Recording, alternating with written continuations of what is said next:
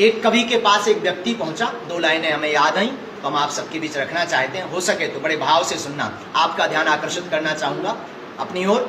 एक कवि के पास एक व्यक्ति पहुंचा, उसने कहा राम नहीं है।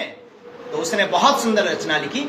उसने कहा कि कलयुग में कहीं ऐसे पुण्य धाम नहीं थे, कि कलयुग में कहीं ऐसे पुण्य धाम नहीं थे, भारत की तरह धर्म के आयाम नहीं थे, भारत की तरह धर्म के आयाम नहीं थे, रावण के खानदान के होंगे वो दोस्तों।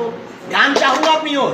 अरे रावण के खानदान के होंगे वो दोस्तों, जो लोग कह रहे हैं कभी राम नहीं थे, जो लोग कह रहे हैं कभी राम नहीं थे, जो लोग कह रहे हैं कभी राम, जो लोग कहते हैं राम नहीं है वो रावण के खानदान के होंगे।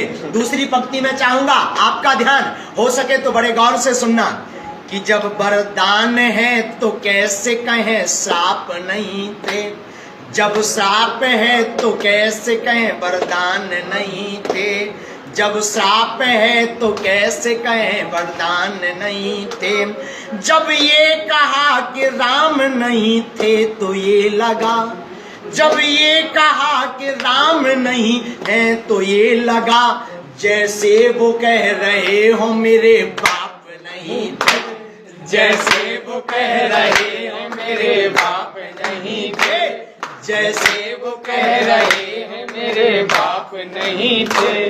कलयुग है मगर पाप की धारा में न बहना, भैया कलयुग है मगर पाप की धारा में न बहना, जहाँ धर्म विरोधी हो ऐसे घर में न रहना, जहाँ धर्म विरोधी हो ऐसे घर में न रहना। और चाहूंगा सबका ध्यान, और शेयर अवश्य करें, लाइक अवश्य करें, सबका ध्यान चाहूंगा कि कलयुग है मगर पाप की धारा में न बहना, जहाँ धर्म विरोधी हो ऐसे घर में न रहना, जो लोग राम जी को झूठ बोल रहे हैं, जो लोग राम जी को झूठ बोल रहे हैं, उनके मरे में राम नाम सत्य न कहना, उनके मरे में राम नाम सत्य न कहना, उनके मरे में राम नाम सत्य न कहना, उनके मरे में राम नाम सत्य न